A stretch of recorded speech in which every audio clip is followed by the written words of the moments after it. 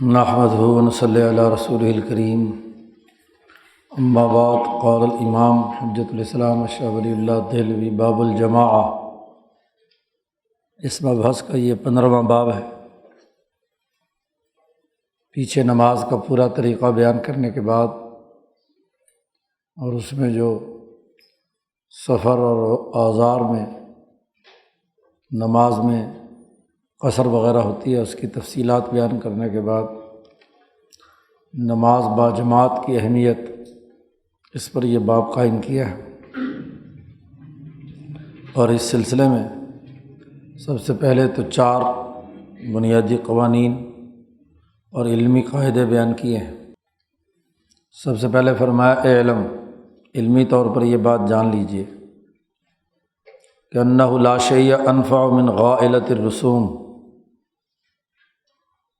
انسانی معاشرے میں جو رسومات ہوتی ہیں، نظام کا دباؤ ہوتا ہے، حجاب الرسم خاص طور پر، اس کی مشکلات کو دور کرنے کے لیے سب سے زیادہ نفع بخش بات یہ ہے کہ ان یجعل شیء من الطاعات رسما فاشیا، کہ جو عبادات کا نظام ہے اسے خوب عام کیا جائے۔ بری بات کو ختم کرنے کا طریقہ یہ ہے کہ اچھی بات کو پھیلایا جائے۔ حکمت عملی کا تقاضا یہ ہے، محض احکامات اور سزائیں دے کر کسی سسٹم کی چند خرابیوں کو دور کر دینا یہ کافی نہیں ہے، کیونکہ انسان بغیر سسٹم کے اور اس کے عملی طریقہ کار اور رسومات کی زندگی بسر نہیں کر سکتا۔ تو بری رسموں کو اور ان کی آفتوں سے بچنے کے لیے یہ ضروری ہے کہ جو کسی نظام کو بنیادی امور مطلوب ہیں، جو اسے اطاعت چاہیے ہے، اس کے مطابق ایسا طریقہ کار وضع کرے کہ اپنی ہی بات کو معروف و مشہور بنا دیا جائے، رسم بنا دیا جائے۔ یؤدی علی رؤوس الخامل والنبیہ، ایسے طریقہ کار سے وہ عبادت سر انجام دی جائے کہ ہر وہ آدمی جو بھول بھلکڑ ہے، جس کو بات یاد نہیں رہتی، اور ہر وہ آدمی جو تیقظ اور جاگنے کی صلاحیت رکھتا ہے، سمجھدار اور عقل مند ہے، دونوں ایک ہی طریقے پر اس رسم کو سر انجام دیں۔ وَيَسْتَوِي فِيهِ الْحَاضِرُ وَالْبَادِ، شہری اور دیہاتی بھی برابر ہوں، ان کے درمیان کوئی فرق و امتیاز نہ ہو۔ وَيَجْرِي فِيهِ التَّفَاخُرُ وَالتَّبَاہِی، اور اس رسم کی ادائیگی میں لوگ فخر محسوس کریں اور ایک دوسرے سے بڑھ چڑھ کر مباحات، جسے عزت اور احترام کا نشان سمجھا جاتا ہے، اسے سر انجام دیں، یہاں تک کہ وہ عبادت ضروری ارتفاقات کی طرح انسانی زندگی کا حصہ بن جائے، حتیٰ تدخل فی الارتفاقات الضروریہ، جیسے کھانا پینا پہننا انسان کے ضروری ارتفاقات میں سے ہے، ایسے ہی کسی سسٹم کو جو بنیادی کام مطلوب ہے وہ اس کی زندگی کا ایسا حوالہ بن جائے کہ اسے ضروری ارتفاقات کے طور پر سر انجام دے۔ التی لا یمکن لہم ان یترکوها، ان کے لیے ممکن نہ ہو کہ وہ اسے چھوڑ سکیں، اور نہ یہ کہ وہ اسے بالکل مہمل اور بیکار بنا کر چھوڑ دیں۔ لتصیر مؤیدۃ لعبادۃ اللہ، تاکہ وہ رسم اور عمل اللہ کی عبادت کے لیے ممد و معاون بن جائے۔ وَأَلْسِنَةً تَدْعُو إِلَى الْحَقِّ، اور لوگوں کی ایسی زبانوں پر آ جائے کہ حق کی طرف لوگوں کو دعوت دے۔ وَيَكُونُ الَّذِي يُخَافُ مِنْهُ الضَّرَرُ، اور اگر اس کو رسم کو ادا نہ کیا جائے تو نقصان اور ضرر کا ایسا خوف ہو کہ هُوَ الَّذِي يَجْلِبُهُمْ إِلَى الْحَقِّ، کہ وہ ان کو حق کی طرف لے جانے کا باعث بن جائے۔ اب اگر دین اسلام کے نقطہ نظر سے دیکھا جائے یا پیچھے انسان کی جو ساخت بیان کی تھی بہیمیت اور ملکیت کی، اس کے انسانی توازن کو برقرار رکھنے کے لیے سب عبادات میں سے سب سے اعلیٰ درجے کی شان والی عبادت اور برہان والی عبادت وہ نماز سے بڑھ کر اور کوئی نہیں ہے۔ دین اسلام کی بنیاد نماز ہے۔ اب اس کے لیے ضروری ہوا کہ 3 کام کیے جائیں۔ اشاعتها فیما بینہم، کہ اس بات کو، نماز کو ان میں خوب پھیلایا جائے۔ ایک تو روزانہ کیا جائے، خوب اس کی اشاعت ہو۔ دوسرے یہ کہ والاجتماع لہا، اس کے لیے جماعت کو، اجتماع کو لازمی قرار دیا جائے۔ اجتماع کے بغیر وہ کام سر انجام نہ پائے۔ اور تیسرے یہ کہ موافقت الناس فیہا، تمام لوگ اس اجتماع میں شریک ہوں اور اس کی اشاعت اور پھیلاؤ میں تمام لوگ یکساں طور پر کردار ادا کریں۔ 3 باتیں لازمی ہوئی کہ اگر نماز اسے ارتفاقات ضروریہ کی طرح بنانا ہے تو اس کے لیے ضروری ہے کہ یہ 3 کام ہوں۔ پہلا قاعدہ تو یہ ہے کہ آپ غلط رسم کو ختم کرنا چاہتے ہیں تو اچھے کام کی ایک باقاعدہ مصروفیت طے کریں لوگوں کی کہ وہ اچھے کام میں مصروف ہوں، برے سے روکیں اور اچھا کوئی سسٹم نہ دیں تو کبھی غلط بات سے انسان نہیں رک سکتے۔ دوسرا قاعدہ اور ضابطہ یہ ہے کہ فالملت تجمع ناسا علماء یقتدی بہم، جب کوئی ملت قائم ہوتی ہے یعنی کل انسانیت تک ایک بین الاقوامی ملی نظام بنانے کی ضرورت پیش آتی ہے تو ہر ملت 3 طرح کے انسانوں پر مشتمل ہوتی ہے۔ ایک وہ انسان کہ علماء یقتدی بہم، اس ملت کے بنیادی قوانین اور ضابطوں، قوانین کے عالم ہوتے ہیں، اس کے تمام پہلوؤں پر انہیں عبور ہوتا ہے۔ ایسے عالم کہ اس ملت کو سیکھنے سکھانے کے لیے اس کی اتباع کی جاتی ہے۔ ملتیں آدم سے لے کر اب تک بقول امام شاہ ولی اللہ دہلوی کے وہ 3 ہی ہیں، ملت النجامین، ملت الطبیعیین اور ملت حنیفیہ ابراہیمیہ۔ تو علم نجوم والوں نے اگر اپنی ملت قائم کرنی ہے تو جو نجوم کے ماہر علماء ہیں، ماہرین ہیں، وہ طبیعیین نے مادی نقطہ نظر سے سسٹم بنانے ہیں تو اس کے جو سائنسدان ہیں، تجربہ کرنے والے ہیں، اور ملت ابراہیمیہ حنیفیہ ہے تو پھر اس کے انبیاء اور اس کے علماء۔ نمبر 2، ملت میں دوسرے لوگ وہ ہوتے ہیں یحتاجون فی تحصیل احسانہم الی دعوۃ حثیثۃ، کہ وہ اپنی ملت کے ساتھ اپنے ملت کے علوم کو حاصل کرنے کے لیے ایک ایسی دعوت کے محتاج ہوتے ہیں کہ جو ان میں وسیع طور پر پھیلائی جائے تاکہ وہ اس دعوت کے مطابق اپنے اعمال ٹھیک کریں، صفت احسان حاصل کریں، اپنے اعمال میں نکھار پیدا کریں۔ اور تیسری قسم کے وہ کمزور لوگ ہوتے ہیں کہ جن کی کوئی نیت نہیں ہوتی، وہ دیکھا دیکھی دوسرے کر رہے ہیں تو وہ بھی کر رہے ہیں، ضعفاء النیہ، نیت کے اعتبار سے، ارادے اور عزم کے اعتبار سے کمزور لوگ ہوتے ہیں۔ اگر انہیں ایسی چیز کا پابند نہ بنایا جائے کہ جو لوگوں کے سامنے سر انجام دی جا رہی ہو،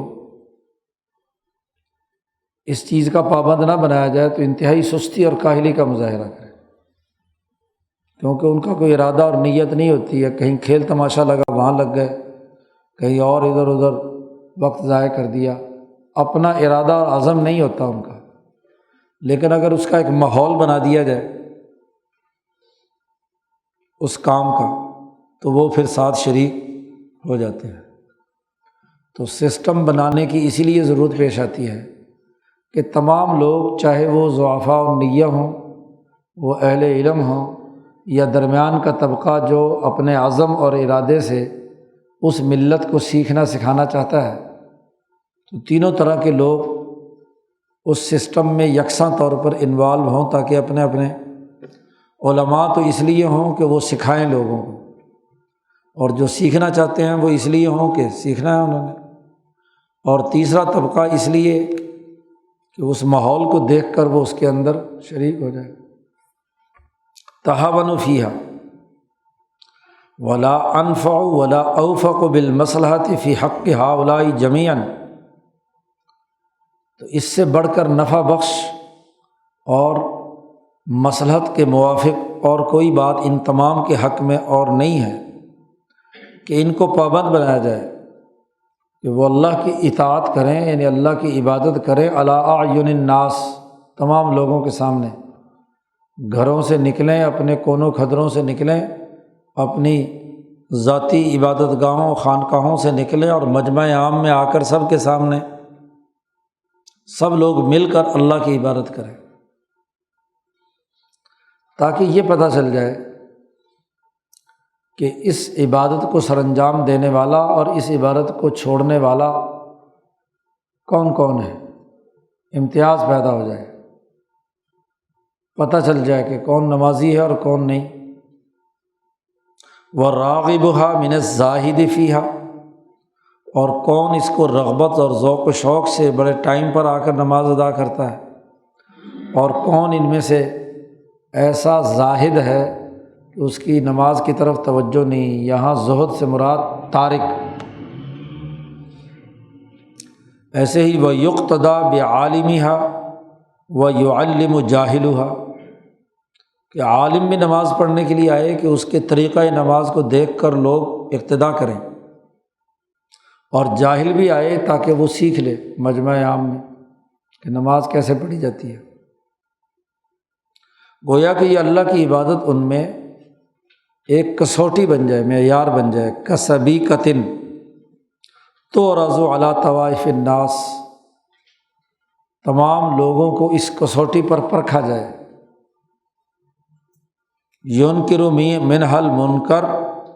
جو آدمی اس کا انکار کرتا ہے اسے منکر سمجھا جائے، اور جو اس معروف کو پہچان کر اس کے مطابق عمل کر رہا ہے اس کا بھی پتہ چل جائے۔ ایسے ہی وَیُرَىٰ غَشُّهَا وَخَالِصُهَا، کس میں کھوٹ ہے اور کس میں واقعتاً خلوص ہے یہ بھی پتہ چل جائے۔ سبیکہ کہتے ہیں کسوٹی کو جس پر سونا کھرا کھوٹا پرکھا جاتا ہے۔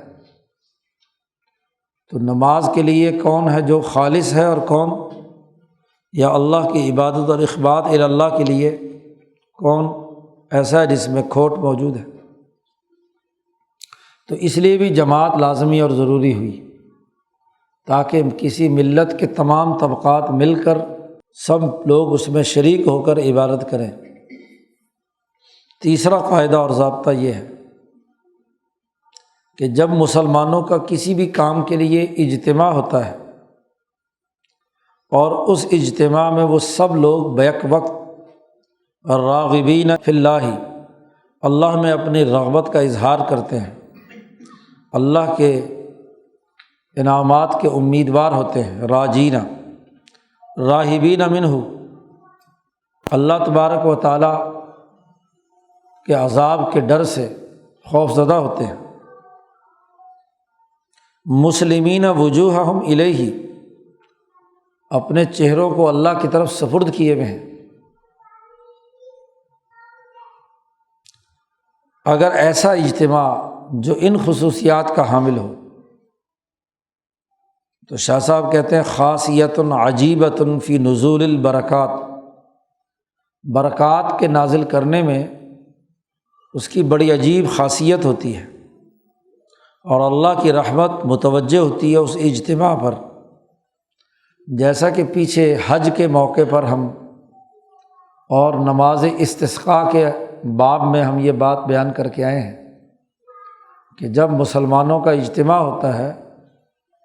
تو دل میں جو ایمان کا نور ہے، اگر اکیلا پڑے تو ایک اجتماع میں ایک آدمی کا نور ہے، اور جب بہت بڑا مجمع ہو تو جتنے زیادہ لوگ ہوں گے تو تمام کے دلوں کے چراغ روشن ہوں تو روشنی اور تجلیات اور برکات زیادہ نازل ہوں گی۔ تیسرا قاعدہ۔ چوتھا قاعدہ ایک اور بھی ہے کہ جب اللہ کی مراد یہ ہے کہ یہ امت محمدیہ صلی اللہ علیہ وسلم اس لیے دنیا میں بھیجی گئی ہے کہ یہ اللہ کے دین کو غالب کرے، غلبہ دین اس کا مقصد ہے، ان تکون کلمۃ اللہ ہی العلیٰ، کہ اللہ کا کلمہ جو ہے وہی غالب ہونا چاہیے، وَأَلَّا يَكُونَ فِي الْأَرْضِ دِينٌ أَعْلَىٰ مِنَ الْإِسْلَامِ، اور پورے کرۂ ارض پر اسلام سے اعلیٰ کوئی دین نہیں ہونا چاہیے۔ لِيُظْهِرَهُ عَلَى الدِّينِ كُلِّهِ کی ذمہ داری عائد کی گئی ہے۔ وَلَا يُتَصَوَّرُ ذَلِكَ، یہ غلبہ دین اس کے بغیر متصور سوچ میں بھی نہیں آ سکتے کہ بِأَن تَكُونَ، یہ کہ ان کی سنت اور ان کا طریقہ کار ایسا ہو کہ جس میں روزانہ اور ہفتہ وارانہ اور سالانہ اجتماعات ہوں،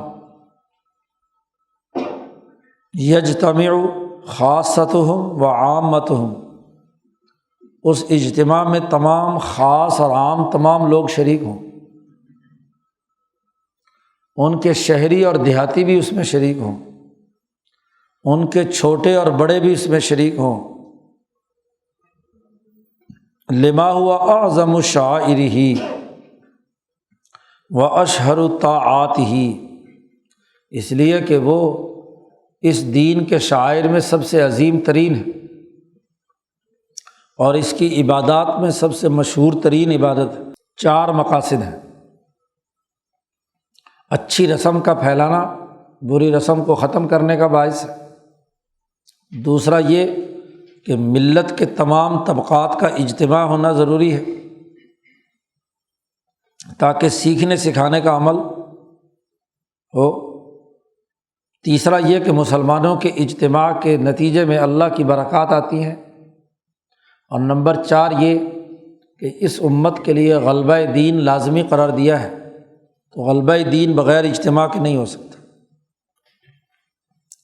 شاہ صاحب کہتے ہیں فَلِهَٰذِهِ الْمَعَانِي الْأَرْبَعَةِ، ان 4 معنویتوں کی وجہ سے عنایت تشریعیہ، دین کا جو تشریعی نظام اللہ کا انسانیت پر متوجہ ہوا ہے، اس نے توجہ دے کر جمعہ مشروع کیا اور جماعت کے ساتھ نماز پڑھنے کو مشروع قرار دیا، اس کو باقاعدہ قانونی طور پر نافذ کر دیا کہ یہ 4 فائدے حاصل ہونے تھے، اس لیے اللہ تبارک و تعالیٰ نے قانونی طور پر لازمی قرار دے دیا جمعہ بھی اور جماعت کے ساتھ مسجد میں نماز پڑھنا بھی، والترغیب فیہا، اور اس کی خوب رغبت دلائی کہ با جماعت نماز ادا کی جائے، وتغلیظ النہی عن ترکہا، اور نماز چھوڑنے پر انتہائی سخت ممنوع قرار دیا گیا نماز چھوڑنا۔ اب جب پہلا مقصد تھا اشاعت، تو شاہ صاحب کہتے ہیں اشاعت کے 2 دائرے ہیں۔ 4 علمی قاعدے بیان کیے تھے، ان میں سب سے پہلا اشاعت تھا، تو اشاعت کے 2 شعبے ہیں۔ اشاعۃ فی الحی و اشاعۃ فی المدینہ، ایک محلے کے اندر کسی عبادت کی اشاعت کا پہلو ہے، حی محلے کو کہتے ہیں،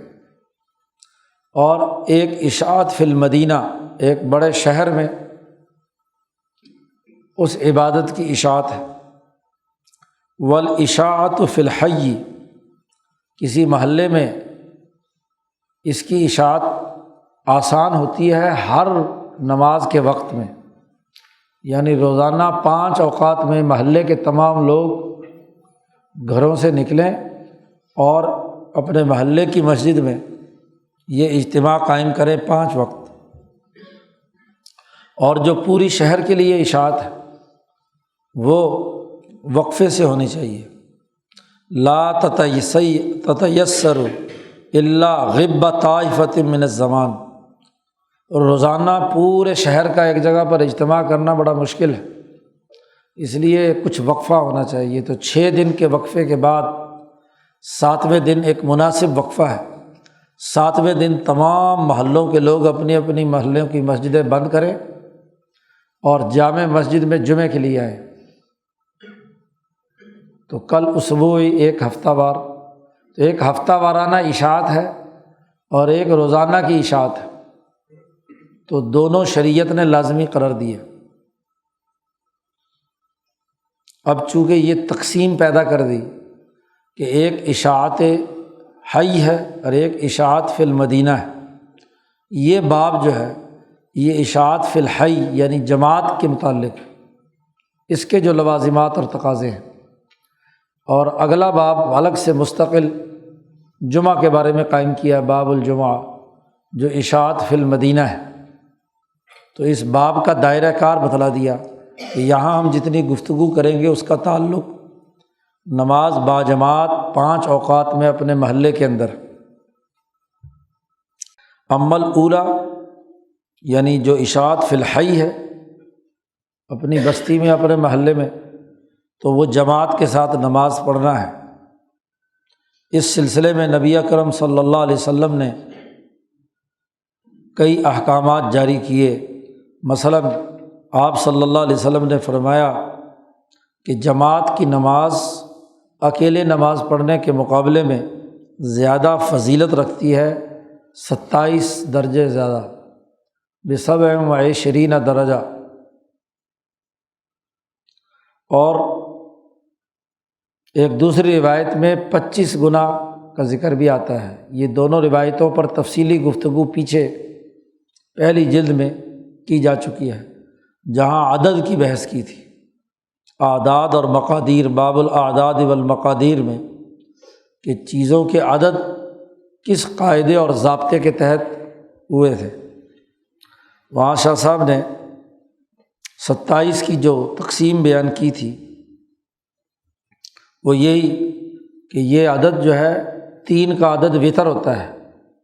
تو 3 تیا 9 اور 9 تیا 27، اور وہاں 3 کی تقسیم بیان کرتے ہوئے کہا تھا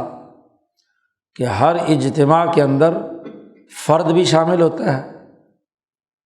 اپنے محلے کی جماعت کے لوگ بھی شامل ہوتے ہیں، اور قومی کردار بھی ہوتا ہے کہ تمام ملک کے تمام مسجدوں میں ایک وقت پر نماز ادا ہو رہی ہے، تو وہ جماعت کی نماز میں، اور 27 کا چونکہ لفظ آیا ہے یہ بازار کی مسجد میں ہے، بازار جس میں دور دراز سے بھی لوگ آئے ہوئے ہوتے ہیں، تو جب قومی فرد بھی اس میں ہے، اپنی برادری اور محلے کا فرد بھی اس میں ہے، اور ہر فرد انفرادی طور پر بھی اس میں شریک ہے، تو 3 کو 3 سے ضرب دو اور پھر اس 3 کو اگلے 3 سے ضرب دو تو 27۔ شاہ صاحب کہتے ہیں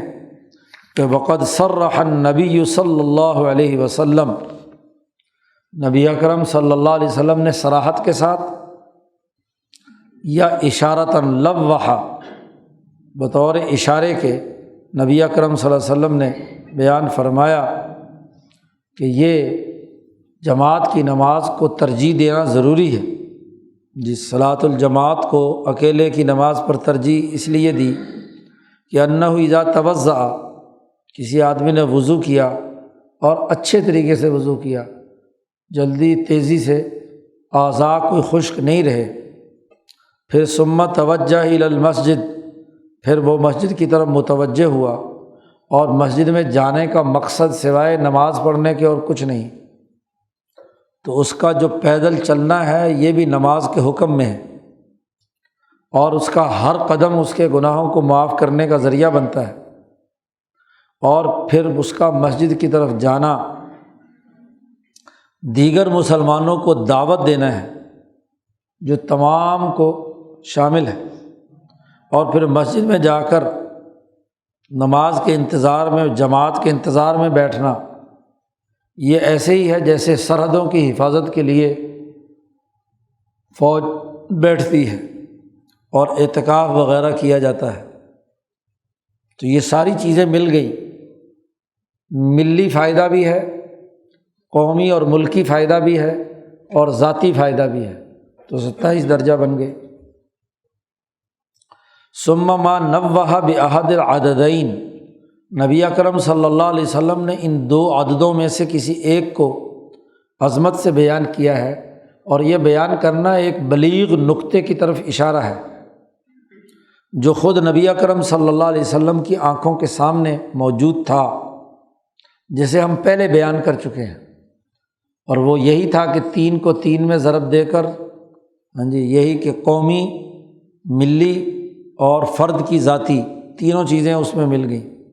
تو شاہ صاحب کہتے ہیں زیادہ شوق ہے تو راجع، پیچھے جاؤ اور وہ باب دوبارہ پڑھ لو جس کو یاد نہیں ہے۔ وَلَيْسَ فِي الْحَقِّ الَّذِي لَا يَأْتِيهِ الْبَاطِلُ مِن بَيْنِ يَدَيْهِ وَلَا مِن خَلْفِهِ، یہ بات اچھی طرح یاد رکھنی چاہیے کہ جو حق بات ہوتی ہے نبی اکرم صلی اللہ علیہ وسلم کی زبان مبارک سے نکلی ہے، اس میں کسی پہلو سے محض اٹکل اور اندازے سے بات نہیں ہوتی، وہ بڑی سائنٹیفک اور مربوط اور حقائق کی بنیاد پر ہوتی ہے۔ وہ ایسے ہی لوگوں کو رغبت اور شوق دلانے کے لیے ویسے ہی کہہ دیا حضور نے کہ 27 درجے زیادہ ثواب ملتا ہے یا 25 درجے، تو ایسی بات نہیں ہے، محض اندازے کی بات نہیں ہے، حقائق کے مطابق نبی اکرم صلی اللہ علیہ وسلم نے یہ بات ارشاد فرمائی ہے۔ یہ بنیادی قاعدے اور ضابطے بیان کرنے کے بعد نماز جو جماعت والی ہے اس کے بارے میں یہ احادیث لائے ہیں۔ وفیہا، جماعت کے ساتھ نماز ادا کرنے کے سلسلے میں نمبر 1 حدیث وہ ہے کہ جس میں نبی اکرم صلی اللہ علیہ وسلم نے ارشاد فرمایا، ما من ثلاثۃ فی قریۃ او بدو، 3 آدمی اگر کسی بستی میں ہوں یا کسی گاؤں اور دیہات یا جنگل میں ہوں، لا تقام فیہ الصلاۃ، اگر وہ وہاں اقامت نماز کی کہہ کر جماعت سے نہیں پڑھتے تو الا قد استحوذ علیہم الشیطان، تو ان پر شیطان مسلط ہو جاتا ہے۔ ہوں 3 آدمی اور وہ اکٹھے ہو کر جماعت کے ساتھ نماز نہ پڑھیں تو شیطان ان پر مسلط رہتا ہے۔ اس لیے حضور صلی اللہ علیہ وسلم یہ مکمل حدیث یہاں بیان نہیں کی، شاہ صاحب نے اتنی جملے لائے ہیں۔ مکمل حدیث یہ ہے کہ فعلیک بالجماع، تم پر لازمی ہے جماعت کے ساتھ نماز پڑھنا۔ کیوں؟ اس لیے کہ فإنما یأکل الذئب القاسیہ،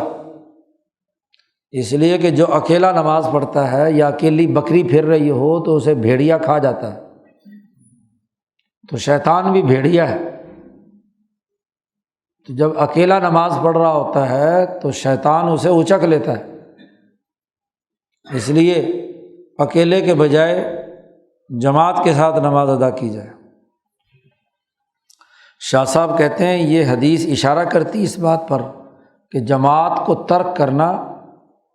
یہ سستی اور کاہلی کے دروازے کو کھولتا ہے، دین میں تحریف پیدا ہوتی ہے۔ نمبر 2، دوسری حدیث لائے ہیں ان پہلے 4 بنیادی قاعدوں اور ضابطوں کے بیان کرنے کے بعد۔ والذی نفسی بیدہ، حضور صلی اللہ علیہ وسلم نے فرمایا اس ذات کی قسم جس کے قبضے میں میری جان ہے، لقد ہممت، میں یہ میرا ارادہ بنا کہ میں کسی آدمی سے کہوں کہ لکڑیوں کا ایک ایندھن جمع کرے،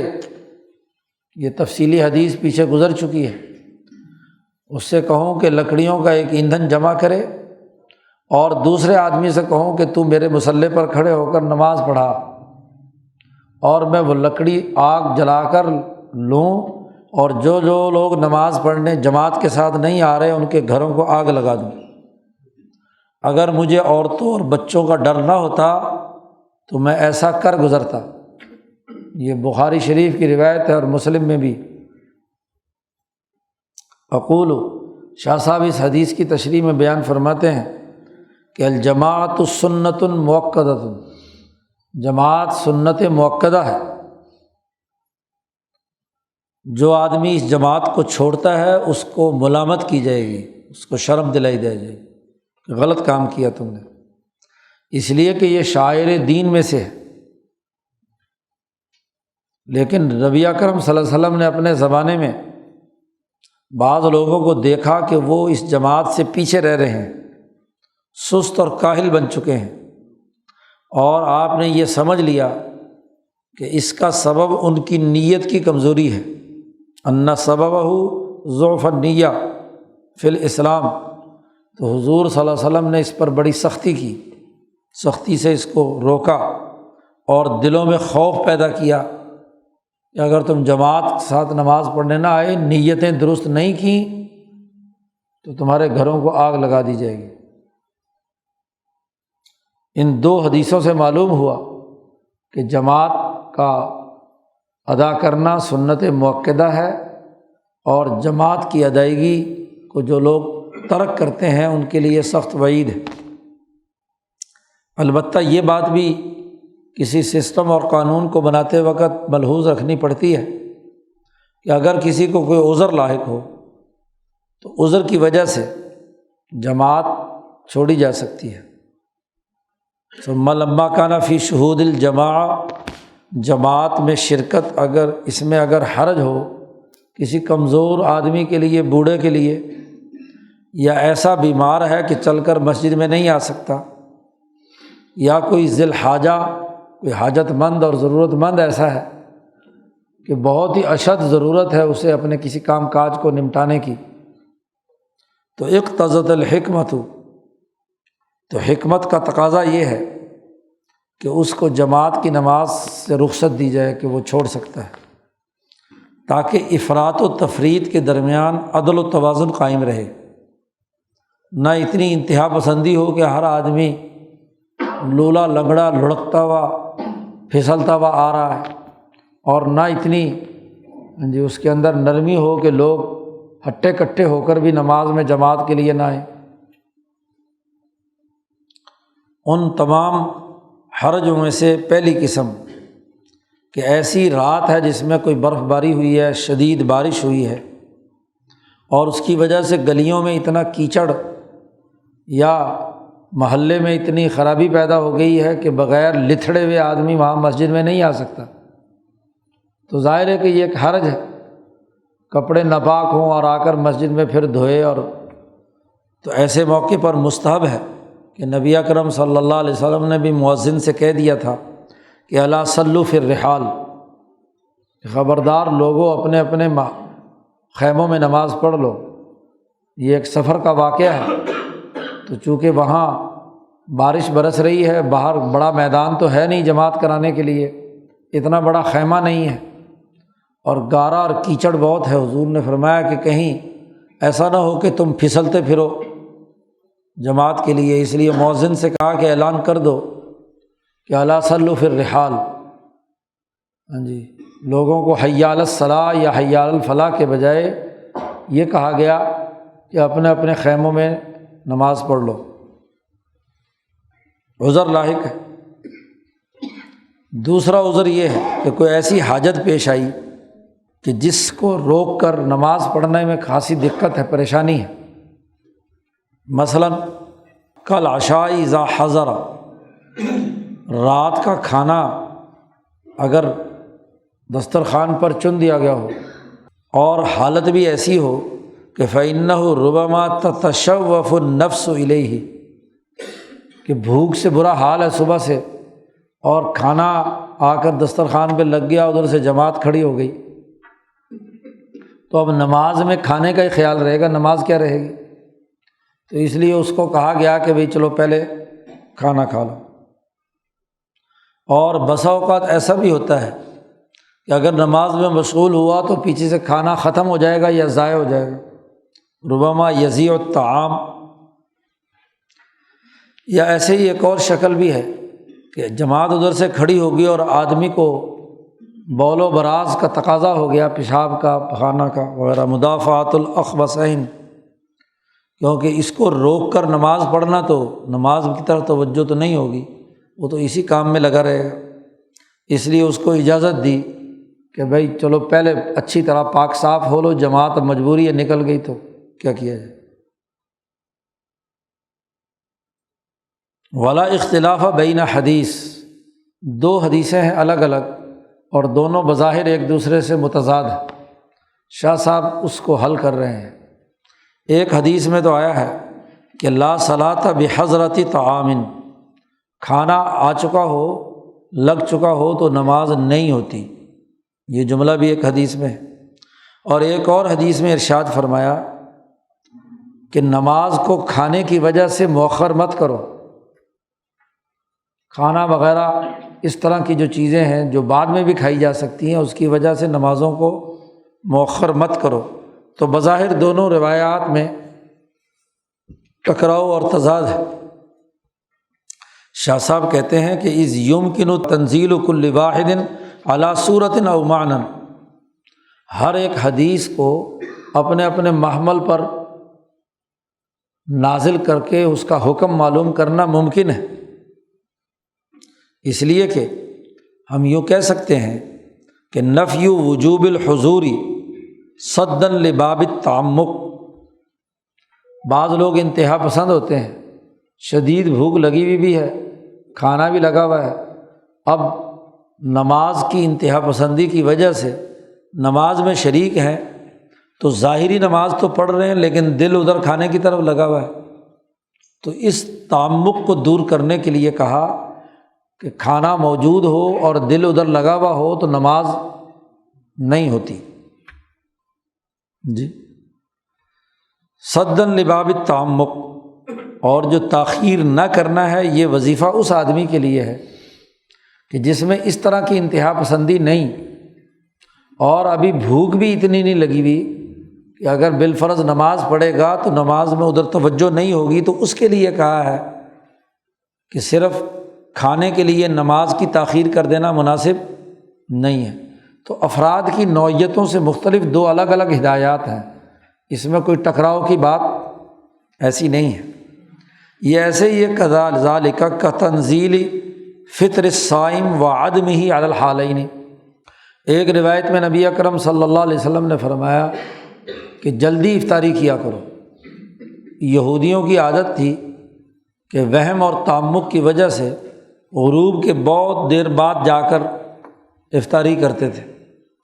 تو اس انتہا پسندی کو روکنے کے لیے حضور نے فرمایا کہ میری امت میں خیر اس وقت تک رہے گی جب تک وہ جلدی روزہ افطار کر لیا کریں گے، ایک روایت میں یہ ہے۔ اور ایک دوسری روایت میں نبی اکرم صلی اللہ علیہ وسلم نے فرمایا کہ وقت مکمل غروب ہونے کے بعد ذرا ٹھہر کر کیا ہے افطاری کرنی چاہیے، کیونکہ بعض جلد باز ایسے ہوتے ہیں کہ بس ذرا سی ٹکیا نیچے ہوئی تو فوراً جن کو کھانے کا زیادہ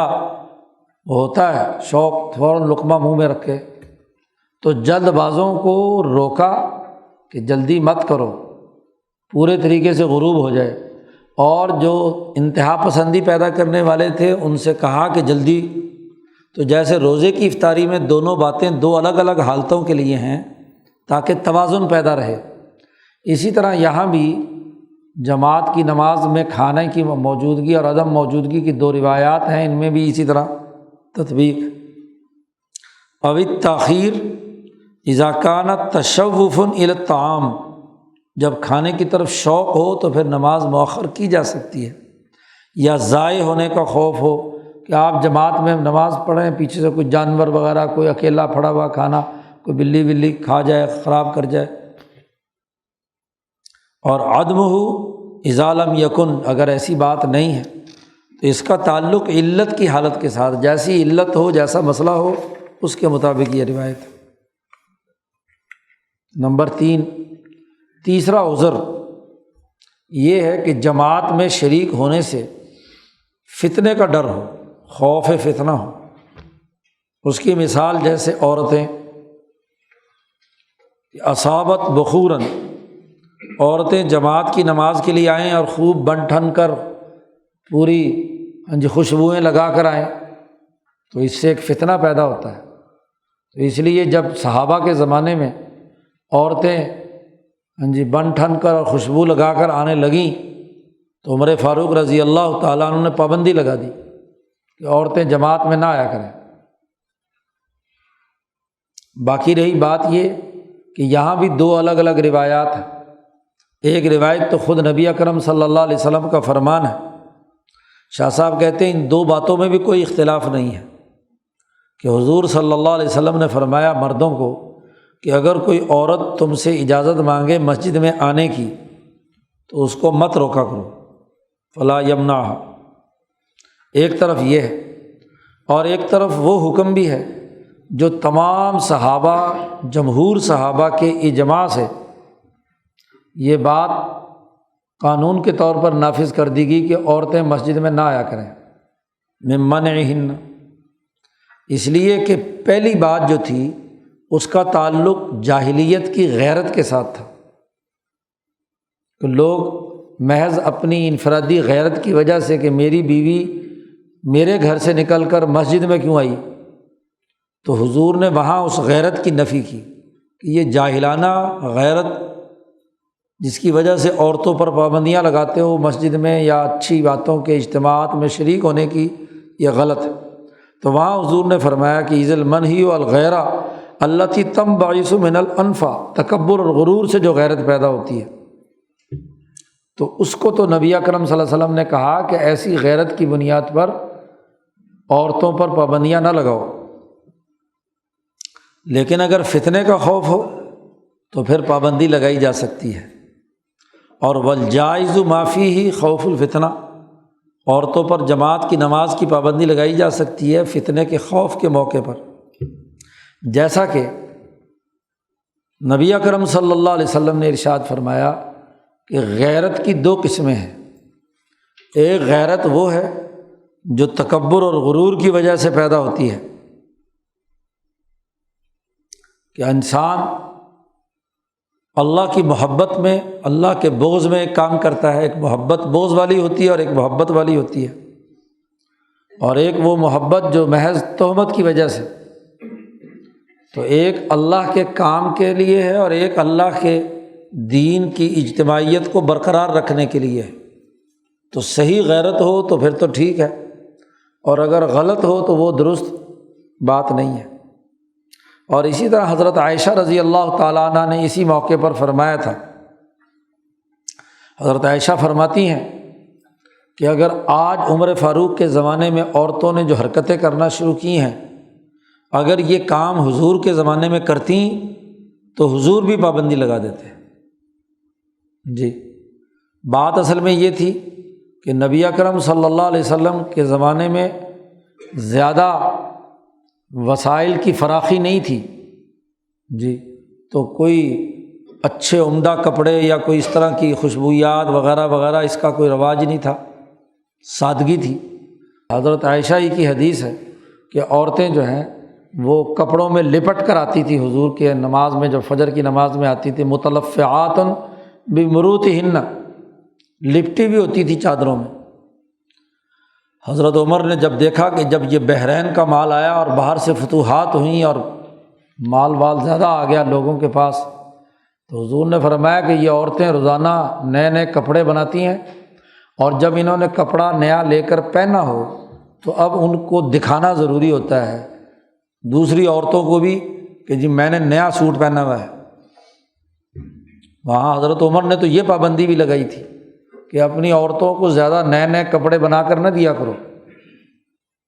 کیونکہ جب یہ کپڑے پہنتی ہیں تو اب اگر گھر میں ہی بیٹھی ہوئی ہیں تو کس کو دکھائیں؟ تو دکھائے بغیر انہیں چین نہیں آتا، تو وہ گھر سے باہر نکلتی ہیں، اور جب گھر سے باہر نکلتی ہیں اور پھر نکلنا بھی ہے بن ٹھن کے، کوئی نہ کوئی ضرور چھوٹا موٹا سرخی پاؤڈر لگانا ہے، تو مسجد میں یہ آتی تھی اس طریقے سے، مسجد میں نماز کی نماز، اور اس کے ساتھ ساتھ والی جو نماز میں کھڑی ہوئی ہے اس کو لکھا بھی دیا کہ دیکھو میں نے نیا سوٹ پہنا ہوا ہے۔ تو عمر فاروق نے اس وجہ سے پابندی لگا دی۔ تو حضرت عائشہ صدیقہ فرماتی ہیں کہ آج عورتوں نے جو حرکتیں شروع کی ہیں، اگر یہ حضور کے زمانے میں کرتی تو حضور بھی پابندی لگا دیتے ہیں، حضور کے منشا مبارک یہی ہونا تھا۔ تو اب یہ فقہائے صحابہ اور بالخصوص عورتوں کی سربراہ عائشہ صدیقہ یہ بات عورتوں کی نفسیات زیادہ جانتی ہیں، اور حضرت عمر فاروق عورتوں کی یہ نفسیات اپنی بیٹی حفصہ سے پوچھا کرتے تھے۔ جب بھی عورتوں سے متعلق کوئی بات ہوتی تو فوراً اپنی بیٹی کے پاس جاتے اور حضرت حفصہ سے پوچھتے کہ اس معاملوں میں عورتوں کا رویہ یا عورتوں کے معاملات کیا ہیں۔ تو یہ حضور کی ازواج مطہرات جو امت کی مائیں ہیں، انہیں سچ اور کھری کھری بات امیر المومنین کے سامنے بیان کر دیتی تھی۔ تو دونوں روایتوں میں کوئی ٹکراؤ نہیں ہے۔ حضور نے جب اجازت دی تو وہ جاہلیت والے متکبرانہ جو رویہ ہے اس کی نفی کی ہے، اور یہ جو جمہور صحابہ نے عورتوں پر پابندی لگائی یہ اس وقت کے حالات کی وجہ سے ہے۔ اگر فتنے کا خوف نہ ہو، سادہ لباس میں آئیں اور صرف عبادت مقصد ہو تو کوئی حرج کی بات نہیں، شور شرابہ بھی نہ مچائیں، باقی لوگوں کی نماز بھی خراب نہ کریں۔ اور اگر وہاں نمود و نمائش مقصد ہو تو پھر ان کو اس اجتماع میں نہیں آنا چاہیے۔ نمبر 4، آزار جس کی وجہ سے جماعت ختم کی جا سکتی ہے، اس میں ایک عذر جو ہے خوف اور مرض ہے، اور یہ بڑی واضح بات ہے کہ جب آدمی خوف کی حالت ہو تو خوف کی حالت میں جماعت کی نماز نہیں پڑھی جا سکتی۔ ایسے ہی مرض لاحق ہو، والامر فیہما ظاہر، اور اس میں معاملہ بالکل واضح ہے، کسی دلیل کی ضرورت نہیں۔ اور وہ جو نبی اکرم صلی اللہ علیہ وسلم نے ایک نابینا صحابی حضرت عبداللہ ابن ام مکتوم سے یہ بات کہی تھی، انہوں نے اجازت مانگی تھی۔ ابن مکتوم ہے یا اتبان ابن مالک انصاری ہیں، انہوں نے بھی اجازت مانگی تھی کہ یا رسول اللہ میں نماز لوگوں کو پڑھاتا ہوں، اور میرا گھر اور جو میرے محلے کی مسجد ہے اس کے درمیان ایک ندی گزرتی ہے، اور مجھے اب نظر کم آنا شروع ہو گیا، زیادہ پتہ نہیں چلتا، تو کیا میں نماز گھر میں پڑھ لیا کروں؟ حضور نے اجازت دے دی پہلے کہ ٹھیک ہے پڑھ لیا کرو، لیکن پھر تھوڑی دور گئے حضور واپس، حضور نے ان کی طرف رخ کر کے کہا کہ کیا تم اذان کی آواز سنتے ہو؟ انہوں نے کہا جہاں سنتا ہوں۔ انہوں نے کہا پھر تمہیں رخصت نہیں، مسجد میں نماز پڑھا کرو۔ حل تسمع النداء بالصلاۃ، یہ وہ اسی حدیث کا ٹکڑا ہے کہ کیا تم نماز کی اذان کی آواز سنتے ہو؟ اس نے کہا نعم۔ تو حضور نے فرمایا فاجب، تو جو دعوت پکاری گئی ہے اذان کی اس کا جواب دو۔ تو یہ سوال عزیمت سے متعلق تھا کہ عزیمت یہی ہے کہ مسجد میں جائے، البتہ رخصت ظاہر ہے کہ بارش ہو گئی یا ندی نالے چڑھے ہوئے ہیں تو پھر تو اندھے کے لیے کیا صحیح جانے والے کے لیے بھی رکاوٹ ہے، تو وہ گھر میں نماز پڑھ سکتا ہے۔ تو جماعت کی اشاعت ضروری ہے، تو جماعت سے متعلق جو روایات تھی وہ لائے۔ اب جب جماعت ہوگی تو جماعت میں ضرور ایک امام ہوگا،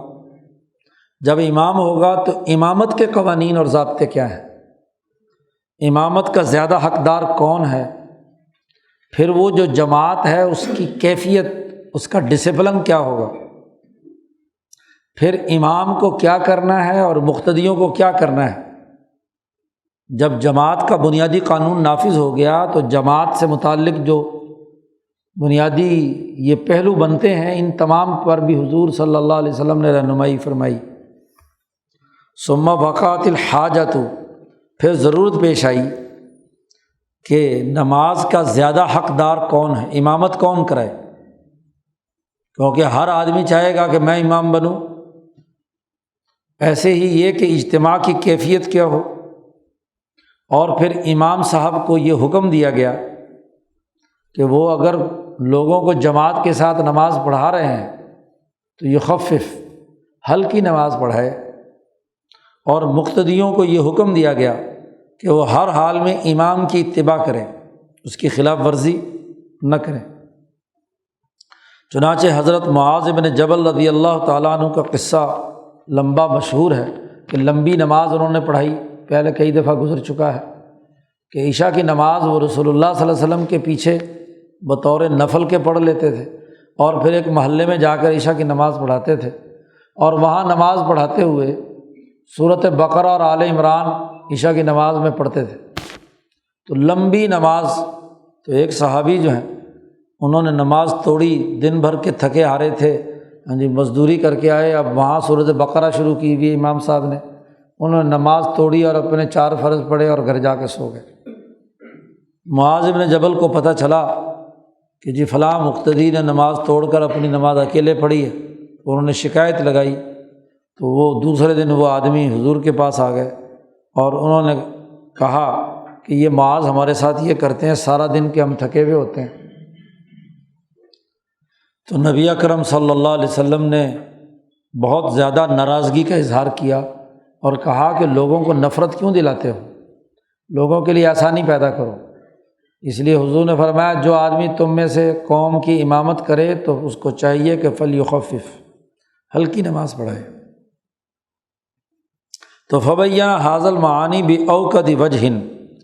حضور صلی اللہ علیہ وسلم نے ان چاروں پہلوؤں کو کہ امام کی ذمہ داری کیا ہے، مقتدی کی ذمہ داری کیا ہے، اجتماع کا ڈسپلن کیسے ہوگا، جماعت کا امامت کون کرائے گا۔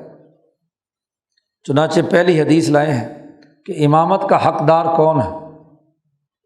نبی اکرم صلی اللہ علیہ وسلم نے فرمایا یؤم القوم اقرأہم لکتاب اللہ، قوم کی امامت وہ کرے کہ جو اللہ کی کتاب کا زیادہ بڑا قاری ہو۔ یہاں قرأت سے مراد صرف تجوید و قرأت نہیں، بلکہ قاری کا لفظ جب اس زمانے میں بولا جاتا تھا وہ جو کتاب اللہ کا پورا علم رکھتا ہو، جیسے ابی بن زید، زید بن ثابت، ان کو قاری کہا گیا، تو یہ فقیہ بھی تھے۔ تو کتاب اللہ کو جو اچھے طریقے سے پڑھ کر سمجھنے والا ہے وہ امامت کرائے۔ فَإِن كَانُوا فِي الْقِرَاءَةِ سَوَاء، اگر سب کے سب کتاب اللہ کی قرأت میں برابر ہیں، سارے علماء ہیں، تو فَأَعْلَمُهُمْ بِالسُّنَّةِ، تو پھر امامت وہ کرائے جو حدیث میں سب سے زیادہ بڑا عالم ہے، کتاب اللہ کے علم کے ساتھ ساتھ حدیث کا بھی علم اس کے پاس ہو۔ فَإِن كَانُوا فِي السُّنَّةِ سَوَاء، اگر وہ سنت میں بھی سب کے سب برابر ہوں تو فَأَقْدَمُهُمْ ہجرةً، صحابہ کو فرما رہے ہیں کہ جس نے مکہ سے ہجرت کر کے مدینہ آ کر مشقت برداشت کی ہے، بہت اولوالعزمی کا کام کیا ہے، تو ہجرت میں جو اقدم ہے اور ہجرت میں بھی جس نے پہلے ہجرت کی ہے وہ نماز کی امامت کرائے۔ اور اگر ہجرت میں بھی سارے برابر ہوں تو فَأَقْدَمُهُمْ سِنًّا، جس کی عمر زیادہ ہو وہ نماز پڑھائے۔ اور ایک باقاعدہ ضابطہ بھی بیان کر دیا کہ کوئی آدمی کسی دوسرے کی سلطنت اور کسی دوسرے کی حکمرانی کے دائرے میں امامت نہ کرائے۔ مثلاً اگر کسی صاحب کے گھر میں نماز پڑھ رہے ہیں تو گھر والا زیادہ حقدار ہے نماز پڑھانے کے، کیونکہ وہ اس کی حکمرانی کا دائرہ ہے۔ لا یؤمن الرجل الرجل فی سلطانہ، اپنی سلطنت کے اندر جو آدمی بھی ہے وہ زیادہ قابل ترجیح ہے۔ ایک آدمی ایک مسجد میں پہلے سے امامت کرا رہا ہے تو باہر سے بڑا عالم بھی کیوں نہ آ جائے، اصل امامت کا حقدار وہ ہے جی۔ ہاں اگر وہ اجازت دے تو پھر نماز پڑھائی جا سکتی ہے، اس کی اجازت کے بغیر نہیں۔ شاہ صاحب اس حدیث کی تشریح میں بیان کرتے ہیں کہ سب سے بڑے قاری کو مقدم کرنے کا سبب یہ ہے کہ اس کا علم حد للعلم، علم کی حد بیان کی ہے کہ کتاب اللہ کا قاری ہے تو اس لیے اس کو آگے بڑھائیں گے۔ کما بینا، جیسے پہلے بھی ایک دفعہ بیان کر چکے ہیں کہ ایک قافلہ نبی اکرم صلی اللہ علیہ وسلم کے پاس آیا مسلمان ہونے کے لیے۔ ان میں ایک چھوٹا سا بچہ تھا 12-15 سال کا۔ تو وہاں سے جب صحابہ کے قافلے گزرتے تھے، راستہ تھا مکہ اور مدینہ کے درمیان کنواں تھا، تو وہ وہاں مسلمان اذان پڑھتے، نماز پڑھاتے، تو ایک بچہ، یہ بچہ جو ہے ابو محذورہ،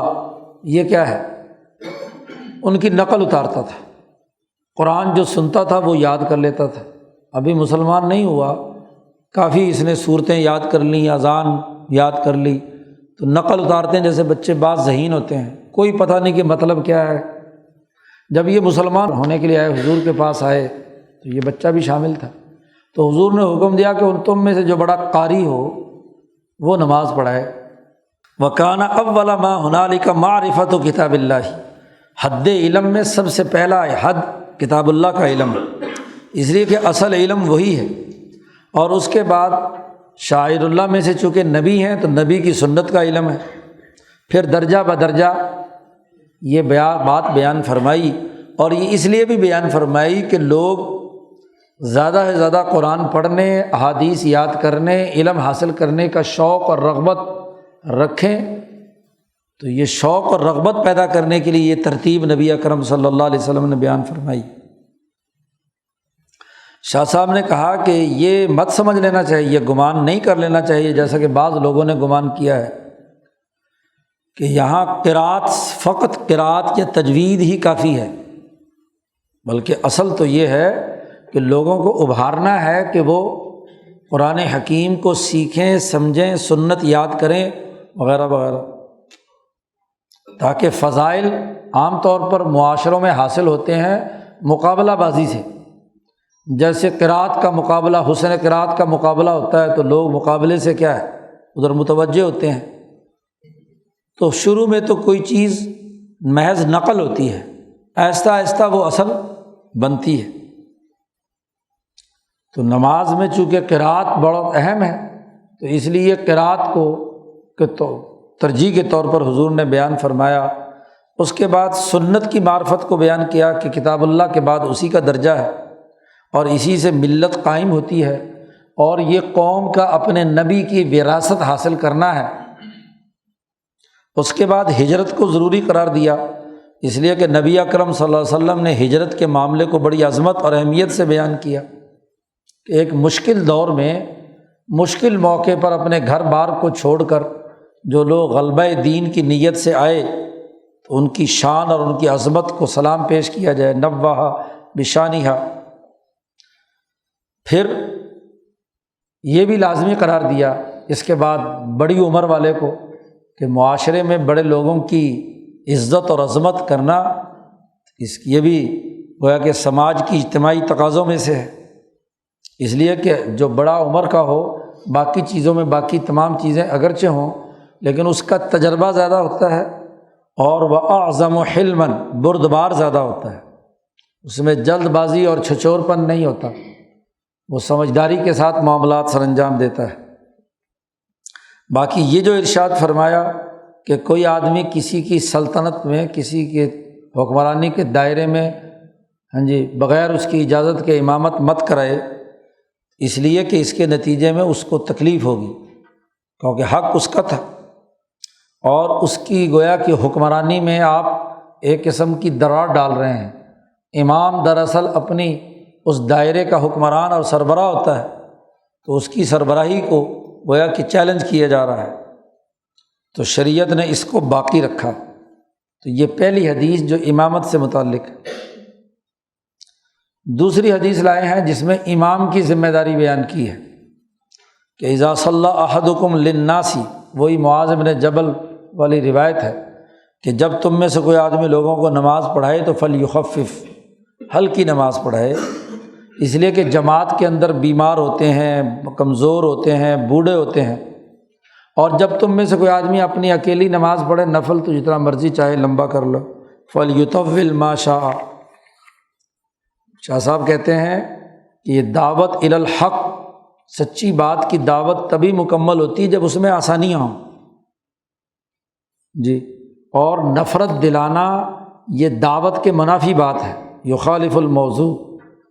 والشیء الذی یکلف بہ جمہور الناس، عام لوگوں کو، جمہور لوگوں کو جب کسی چیز کا پابند بنایا جاتا ہے تو اس کا لازمی حق اور تقاضا یہ ہے کہ وہ تھوڑا ہونا چاہیے، ہلکا پن ہونا چاہیے، جیسا کہ نبی اکرم صلی اللہ علیہ وسلم نے اسی روایت سے پہلے فرمایا تھا کہ ان منکم منفرین، تم میں سے کچھ لوگ ہیں جو نفرت دلاتے ہیں لوگوں کو۔ یہ ذمہ داری تو امام کی، اس کے لیے ایک حدیث لے آئے۔ مقتدیوں کی کیا ذمہ داری ہے؟ نمبر 3 یہاں حدیث لائے، انما جعل الامام لیؤتم بہ، امام اس لیے بنایا جاتا ہے کہ اس کی اقتداء کی جائے۔ فلا تختلفوا علیہ، امام کے باتوں کی خلاف ورزی مت کرو، اس سے اختلاف مت کرو۔ فاذا رکع فرکعوا، وہ رکوع کرے تو تم بھی رکوع کرو۔ اور وَإِذَا قَالَ سَمِعَ اللَّهُ لِمَنْ حَمِدَ، اگر وہ سمع اللہ لمن حمیدہ کہے تو قولوا ربنا لک الحمد۔ اور وَإِذَا سَجَدَ فَاسْجُدُوا، حضور صلی اللہ علیہ وسلم نے فرمایا جب امام سجدہ کرے تو تم بھی سجدہ کرو۔ وَإِذَا صَلَّى جَالِسًا فَصَلُّوا جُلُوسًا أَجْمَعِينَ،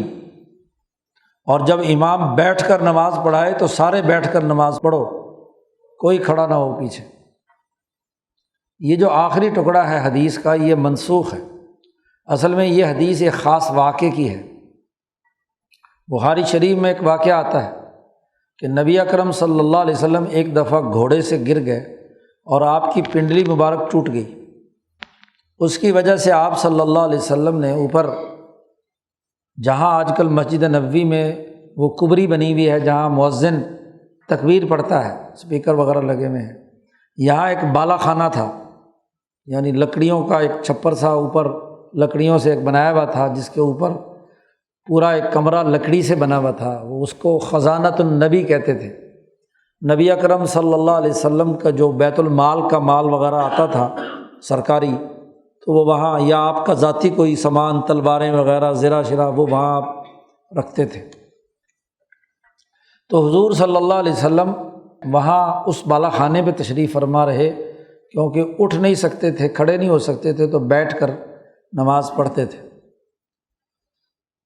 اور ایک اور واقعے میں بھی حضور وہاں تشریف فرما رہے جب اپنی ازواج مطہرات سے ایلا کیا تھا، تو وہاں کچھ صحابہ ملنے کے لیے آئے، آپ نماز کی نیت باندھی تو انہوں نے بھی کھڑے ہو کر پیچھے نیت باندھی، تو وہاں حضور نے فرمایا کہ امام کی اقتداء کی جاتی ہے، امام اگر بیٹھ کر نماز پڑھا رہا ہو تو مقتدیوں کو بھی بیٹھ کر پڑھنی چاہیے۔ وہ جو 5 10 بندے 20 بندے ساتھ تھے وہاں، تو ان سے یہ بات کہی تھی۔ اور ایک روایت میں اس الفاظ میں یہ بھی اضافہ ہے کہ جب امام ولضالین کہے تو فقولوا آمین، آمین کہو۔ شاہ صاحب کہتے ہیں کہ یہ جماعت کی ابتدا اسی طریقے سے ہوتی ہے جو معاذ ابن جبل رضی اللہ تعالیٰ عنہ نے اپنی رائے سے اجتہاد کیا تھا، تو نبی اکرم صلی اللہ علیہ وسلم نے اس کو برقرار رکھا، یہی کہ امام کی اتباع کرنی چاہیے۔ لأنہ بھی تسیر صلاتہم واحدہ، اس کے ذریعے سے ایک نماز ان کی ہوتی ہے، اور ان کا اس مقام پر اتفاق، ایک جگہ پر جمع ہو گئے۔ یہ جو آخری ٹکڑا ہے حدیث کا یہ منسوخ ہے کہ جب نبی اکرم صلی اللہ علیہ وسلم بیماری کے زمانے میں، جس بیماری میں آپ صلی اللہ علیہ وسلم وصال فرما گئے، آخری دنوں میں حضور صلی اللہ علیہ وسلم کی طبیعت کچھ بہتر ہوئی، تو اگرچہ حضرت ابوبکر صدیق کو حکم دے رکھا تھا کہ نماز پڑھائیں، تو نماز کھڑی تھی، تو حضور صلی اللہ علیہ وسلم حجرہ عائشہ سے نکلے اور حضرت عباس اور حضرت علی کے کندھوں پر دونوں ہاتھ آپ نے رکھے ہوئے تھے، سارا بوجھ دونوں حضرات کے کندھوں پر تھا، اور حضور کے پاؤں مبارک زمین میں جیسے گھسٹتا ہوا چل رہا ہے ایسے گھسٹ رہے تھے۔ حضرت عائشہ صدیقہ فرماتی ہیں کہ میں پیچھے حجرے سے دیکھ رہی تھی کہ حضور صلی اللہ علیہ وسلم کے دونوں پاؤں زمین پر مضبوطی سے نہیں تھے، وہ ایسے جیسے گھسٹ رہا ہوتا ہے، ایسے بندہ اس طریقے سے چل رہے ہیں۔ جب حضور صلی اللہ علیہ وسلم ابوبکر صدیق کے قریب پہنچے تو حضرت ابوبکر پیچھے ہٹنا چاہا کہ حضور امامت کے لیے آ رہے ہیں تو حضور نے ہاتھ سے روکا انہیں کہ آپ نماز پڑھائیں، اپنی جگہ پر رہیں، اور پھر حضور صلی اللہ علیہ وسلم کو ان دونوں حضرات نے لے جا کر حضرت ابوبکر صدیق کے پاس برابر میں زمین پر بٹھا دیا۔ تو وہاں نماز حضور صلی اللہ علیہ وسلم نے پڑھائی بیٹھ کر۔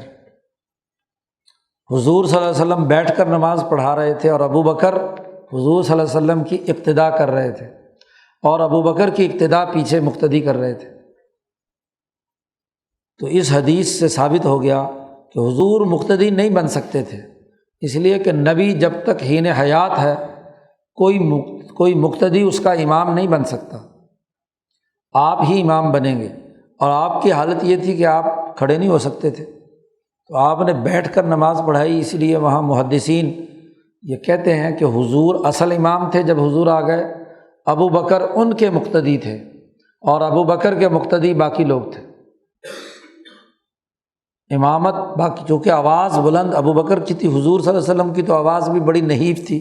جو صرف حضرت ابو بکر ہی کو سنائی دیتی تھی۔ تو جیسے حضور کسی رکن میں رکوع یا سجدے کے لیے جاتے تو ابو بکر صدیق بلند آواز سے کہتے، لوگ اس کے مطابق۔ تو اس حدیث سے معلوم ہوا کہ یہ جو عمل حضور صلی اللہ علیہ وسلم کا ہے، اس سے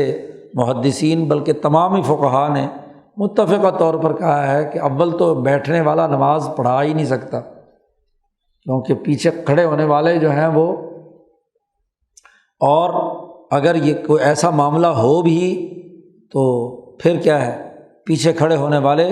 کھڑے ہو کر نماز پڑھیں گے، اور مقتدی امام جو ہے ٹھیک ہے اگر بیٹھا ہوا ہے۔ اس حدیث کی وجہ سے شاہ صاحب کہتے ہیں منسوخ بدلیل امامت النبی صلی اللہ علیہ وسلم فی آخر عمرہ جالساً، لوگ کھڑے تھے اور حضور بیٹھے ہوئے تھے۔ اس منسوخ ہونے کا راز یہ ہے کہ امام کا بیٹھنا اور قوم کا کھڑے ہو کر ان کے پیچھے نماز پڑھنا، یہ ایرانیوں اور عجمیوں سے مشابہت ہے کہ ان کا بادشاہ تخت پر بیٹھا ہوا ہوتا ہے اور سارے درباری جو ہے ہاتھ باندھے سامنے کھڑے ہوتے ہیں۔ تو یہ اپنے بادشاہوں کی تعظیم میں بہت زیادہ حد سے تجاوز کر جانا ہے، جیسا کہ بعض دوسری روایات یا حدیث میں اس بات کی صراحت ہے، اور وہ روایت یہ ہے کہ نبی اکرم صلی اللہ علیہ وسلم ایک دفعہ لاٹھی پر ٹیک لگا کر حجرے سے نماز پڑھانے کے لیے اور یا ویسے باہر تشریف لائے، تو لوگ استقبال کے لیے کھڑے ہو گئے، تو حضور صلی اللہ علیہ وسلم نے فرمایا ایسے مت کھڑے ہوا کرو جیسے عجمیوں کے دربار میں عجمی بادشاہوں کے سامنے لوگ کھڑے ہوتے ہیں۔ تو اب اس حدیث میں حضور صلی اللہ علیہ وسلم نے اپنے حکمران یا سربراہ کے لیے کھڑے ہونے کو ممانعت فرمائی کہ یہ طریقہ عجمیوں کا ہے کہ ایک آدمی کو ایک بالا تر مخلوق سمجھ کر سب لوگ اٹھ کھڑے ہوں۔ لیکن ایک دوسری روایت بھی ہے جس میں نبی اکرم صلی اللہ علیہ وسلم نے فرمایا، حضرت سعد زخمی حالت میں جنگ احد کے بعد مسجد میں ایک فیصلہ کرنے کے لیے، یہی بنو نذیر کا فیصلہ کرنے کے لیے وہ آئے، تو لوگ ان کے جو قبیلے کے لوگ تھے وہ سب کے سب لوگ بیٹھے ہوئے تھے، تو حضور صلی اللہ علیہ وسلم نے فرمایا کہ قوموا لسیدکم،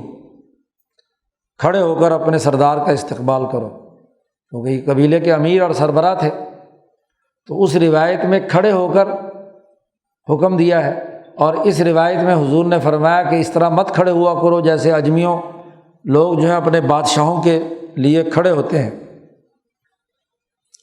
تو دراصل دو الگ الگ موقعوں کے اعتبار سے ہیں۔ اگر کھڑے ہونے والوں کی نیت یہ ہو کہ یہ کوئی خدا کے درجے کی چیز ہے جس کے لیے ہم کھڑے ہو رہے ہیں، تعظیم اس نقطۂ نظر سے ہو تو پھر تو ممنوع ہے، اور اگر عزت و احترام ایک انسان کے طور پر ہو، رسپیکٹ کے طور پر ہو، تو پھر کیا ہے، جائز ہے۔ اس لیے شاہ صاحب نے فرمایا کہ فلما استقرت الاصول الاسلامیہ، جب اسلامی اصول پختہ ہو گئے اور کسی کے حاشیہ خیال میں بھی یہ بات نہیں رہی کہ نبی جو ہیں یا نبی کے نائب خلیفہ ابو بکر صدیق جو ہیں یہ کوئی نعوذ باللہ خدا ہے، یہ تصور ان کے دماغوں میں نہیں رہا بالکل، اور عجمیوں کی مخالفت بالکل بہت سارے شرعی احکامات میں واضح ہو گئی، تو پھر رجح قیاس آخر، تو وہ ایک دوسرا قیاس لازمی قرار دے دیا گیا۔ پہلے جو حضور نے فرمایا تھا وہ اس تناظر میں فرمایا تھا نماز میں بھی، اور یہ جو دوسرا آخر میں حضور نے فرمایا وہ بھی یہ کہ نماز میں کھڑا ہونا قیام رکن ہے، تو صرف ایک وہم اور خیال کی وجہ سے اس کو رکن کو منسوخ نہیں کیا جا سکتا بغیر کسی عذر کے، تو مقتدی کے لیے کوئی عذر نہیں ہے، اس لیے وہ کھڑے ہو کر نماز پڑھے۔ نمبر 4،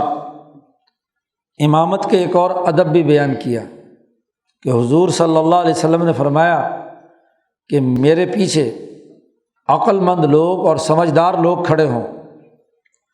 لیلینی منکم اولو الاحلام والنہا، میرے پیچھے مستقل جو حلم والے بردبار عقل مند لوگ اور نہا عقل مند لوگ کھڑے ہوں،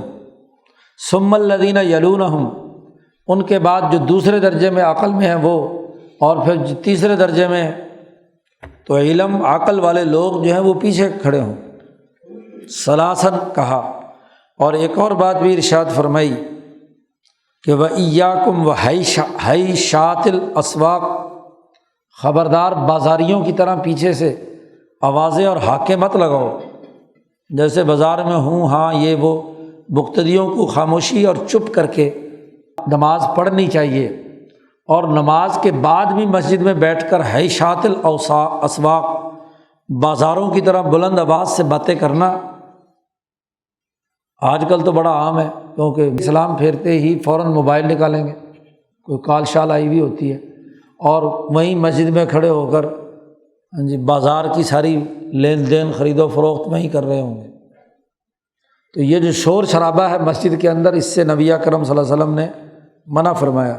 اقول، شاہ صاحب اس کی تشریح میں فرماتے ہیں کہ بڑے لوگ اور جو سینئر ہیں اور عقل مند ہیں، سمجھدار ہیں، ان کو عزت دینا ضروری ہے، اور یہ بھی کہ جب ان کو عزت ملے گی تو جو سرداروں کی اور اچھے مہذب معاشروں کی عادات اور اطوار میں سے یہی ہے کہ ایسے لوگوں کی جو عقل مند سمجھدار ہوں ان کو مجلس میں قریب ہونا چاہیے جی، اور پھر اس کی وجہ سے لوگوں کو شوق بھی پیدا ہوگا کہ ہم بھی سمجھ اور عقل پیدا کریں، ہم بھی شعور پیدا کریں۔ اور یہ بھی ہے کہ اگر ان کو پیچھے رکھا جائے اور جو بے عقل اور بے وقوف ہیں وہ امام کے پیچھے کھڑے ہوں تو عقل مندوں کی طبیعت پر بھاری گزرتا ہے کہ بھئی جی ان کو آگے کر دیا اور ہم پیچھے رہ گئے۔ اسی طرح جو حیشات یعنی بلند آواز سے روکا گیا ہے، یہ بھی مسجد کا بھی ادب ہے اور نماز کا بھی ادب ہے، اور یہ اس لیے بھی ہے تاکہ قرآن پاک میں تدبر اور غور و فکر کیا جائے۔ اسی لیے بلا وجہ کھانسنا، بلا وجہ آوازیں نکالنا نماز کے اندر یہ درست، بہت ہی مجبوری ہو تو الگ بات ہے۔ اور وَلِيَتَشَبَّهُ بِقَوْمٍ نَاجَوْا الْمَلِكِ، اور تاکہ مشابہت ہو جائے جی کہ وہ لوگ جو اپنے بادشاہ کے سامنے خاموش ہوں، تو مالک الملک اللہ تبارک و تعالیٰ کے سامنے ہم کھڑے ہیں تو خاموشی سے کھڑا ہونا چاہیے، نہ کہ شور شرابے کر کے۔ پانچواں ایک اور حدیث لائے اور صف بندی کی اہمیت بیان کی۔ حضور صلی اللہ علیہ وسلم نے فرمایا کہ الا تصفون کما تصف الملائکہ عند ربہا، کیا تم ایسے صف بندی نہیں کرتے؟ کیوں نہیں ایسی صف بندی کرتے جیسے فرشتے اپنے رب کے سامنے صف بندی کیے ہوئے ہیں؟ تو جیسے انہوں نے صف بندی کی بھی ایسے تم بھی کرو۔ یہ مکمل حدیث یہ ہے کہ جب حضور نے یہ حکم فرمایا تو صحابہ نے پوچھا یا رسول اللہ فرشتے کیسے صف بندی کرتے ہیں؟ تو نبی اکرم صلی اللہ علیہ وسلم نے فرمایا کہ سب سے پہلے پہلی صف مکمل کرتے ہیں، اس میں درمیان میں کوئی خلا نہیں چھوڑتے، مل مل کر کھڑے ہوتے ہیں۔ یتراصون فی الصف، صف میں ایک دوسرے سے جڑ جڑ کر کھڑے ہوتے ہیں اور پہلی صف مکمل کرتے ہیں، جب تک وہ مکمل نہ ہو تو دوسری صف میں نہیں، تیسری صف، چوتھی صف۔ تو فرشتے ایسے کھڑے ہوتے ہیں تو تم بھی ایسے کھڑے ہو، ویسی صف بندی کرو۔ اقول، شاہ صاحب کہتے ہیں ہر فرشتے کا ایک مقرر مقام ہے عرش الہی کے چاروں طرف، اور ترتیب عقلی کے تقاضے کے مطابق جو ان کی استعدادات ہیں ان کے مطابق ہر فرشتے کو وہاں کھڑا ہونا ہے، آگے پیچھے نہیں ہو سکتا۔ فلا یمکن ان یکون ہنالک فرجہ، یہ ممکن نہیں کہ درمیان میں کوئی فرجہ ہو، کوئی رکاوٹ خلا ہو۔ اسی لیے حضور صلی اللہ علیہ وسلم نے فرمایا کہ انی لأری الشیطان یدخل فی من خلل الصف کأنہ الحذف، میں نماز پڑھاتے ہوئے دیکھتا ہوں کہ جہاں دو مقتدیوں کے درمیان تھوڑا سا فرجہ ہوتا ہے، خالی جگہ ہوتی ہے، وہاں شیطان کھڑا ہوتا ہے، شیطان داخل ہوتا ہے کأنہ الحذف، مثال دی حذف کی۔ حذف بکری کے اس لیلے کو کہتے ہیں جو کالا سیاہ ہوتا ہے، تو اس کا پتہ بھی نہیں چلتا۔ جو سفید ہوتا ہے وہ تو اگر کہیں ادھر ادھر گھسے تو وہ چونکہ دو بکریاں کھڑی ہوئی بھی ہوں ملی ملی، تو اندر سے جگہ بنا کر لیلا جو ہے وہ اپنے سر آگے گردن نکال لیتا ہے، اور کالا سیاہ بھی ہو تو پھر تو بالکل ہی نہیں پتہ چلتا۔ تو جیسے حضور نے فرمایا بکریوں کے ریوڑ میں وہ لیلا اندر سر نکال کر اندر ہی گھس جاتا ہے تنگ سی جگہ کے اندر بھی، ایسے ہی میں دیکھ رہا ہوں کہ شیطان تمہارے درمیان داخل ہوتا ہے جب تم آپس میں فاصلہ کر کے کھڑے ہوتے ہو۔ یتراصون کا لفظ کہا ہے، رس کہتے ہیں جڑ کر کھڑے ہونا۔ یہ جو پنجابی کا رسہ ہے یہ اصل میں عربی زبان کا رسہ ہے، عربی میں صاد کے ساتھ ہے، تو یہاں اردو لکھنے والوں نے سین کے ساتھ لکھنا شروع کر دیا۔ اصل میں تو رسہ ہے کہ جس کی تمام ڈوریاں ایک دوسرے سے بٹی ہوئی ہوتی ہیں اور جڑی ہوئی ہوتی ہیں، تو جیسے رسے کی تمام رسیاں ایک دوسرے سے بٹی ہوئی ہو تو ایسے ہی صف بندی تمہاری ہونی چاہیے کہ لوگ اس طریقے سے پھنس کر کھڑے ہوں کہ جس میں سے گزرنے کا راستہ شیطان کو نہ ملے۔ اور اگر فاصلہ تم خود کھڑے ہو کر کرو جی 6 فٹ کا فاصلہ، 3 فٹ کا فاصلہ، تو پھر تو پتہ نہیں کتنے احزاب کھڑے ہوتے ہوں گے، کتنے لیلے شیطان کے درمیان میں کھڑے ہوتے ہوں گے۔ فضول بات۔ حضور کی حدیث کے علی الرغم بل گیٹس کی حدیث پر عمل کر رہے ہیں۔ شاہ صاحب اس حدیث کی تشریح میں کہتے ہیں قد جربنا، شاہ صاحب کہتے ہیں میں نے تجربہ کیا ہے اور میں نے مشاہدہ کیا ہے شیطان کا اس طریقے سے خالی جگہ میں بیٹھنے اور گھسنے کا۔ مجھے بھی اللہ میاں نے دکھایا ہے کہ یہ جو نمازی نماز پڑھ رہے ہیں اور درمیان میں فرجہ ہے تو وہاں شیطان کھڑے ہوئے، میں نے بھی تجربہ کیا ہے کہ ان التراص فی حلق الذکر سبب جمع الخاطر، کہ جب ذکر کی مجلس اور حلقے میں بھی جب لوگ جڑ کر بیٹھے ہوں تو میں نے مشاہدہ کیا ہے کہ اس وقت تمام لوگوں کے دل متوجہ الی اللہ ہوتے ہیں۔ لوگ آج کل ذکر میں بھی بیٹھتے ہیں، کوئی وہاں بیٹھا، کوئی وہاں بیٹھا، کوئی وہاں بیٹھا، تو شیطان درمیان میں بیٹھا ہوتا ہے۔ یا آج کہیں کہ یہ 6 فٹ کے فاصلے میں چلو شیطان کو تو نماز پڑھا دیتے ہیں ہم، ایسی بات نہیں۔ شیطان جہاں بھی ہوگا اس کو نماز پڑھنے کا کوئی فائدہ، بلکہ الٹا تمہاری نماز خراب کرے گا۔ تو یہ سبب ہے جمع الخاطر کا، اور جب مل کر کھڑے ہوں تو ذکر میں حلاوت پیدا ہوتی ہے۔ آج کل نزاکتیں بڑی ہو گئی، صف میں اگر مل کر کوئی آدمی بیچ میں کھڑا ہو جائے نا تو بڑا گھور کے دیکھیں گے کہ کونی نال کونی مار دیتی ہے انہیں کہ نماز میں بھی بس تنگی رہے گی، وہ یہی سوچتے رہیں گے کہ اس کی کونی میرے ساتھ کیوں لگی۔ یعنی برداشت نہیں ہے انسانوں کی، جو اجتماعیت ہونی چاہیے تھی، وہ جو محبت اور شفقت دوسرے کے ساتھ ہونی چاہیے وہ نکل گئی، نفرتیں ایسی پیدا ہو گئی کہ نماز میں بھی برداشت نہیں ہوتا۔ حالانکہ حضور تو فرما رہے ہیں کہ صف جو ہے وہ رسے کی طرح بٹی ہوئی ہونی چاہیے، جڑی ہوئی ہونی چاہیے، اور یہاں ذرا سا پاس کھڑے ہو جائے تو پھر اس کو ہٹاتے ہیں، پیچھے ہٹ جا،